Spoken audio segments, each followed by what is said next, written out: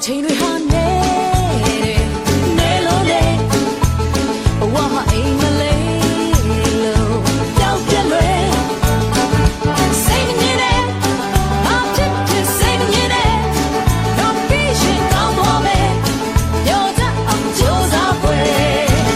ဘဝမှာမငိုတတ်ရင်အကောင်းဆုံးပဲဘဝမှာရေတစ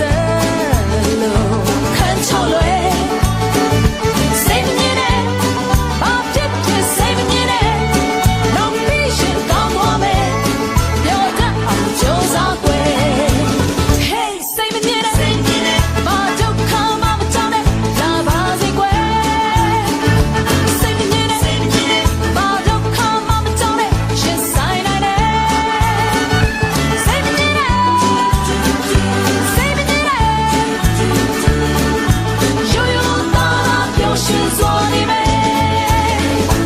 change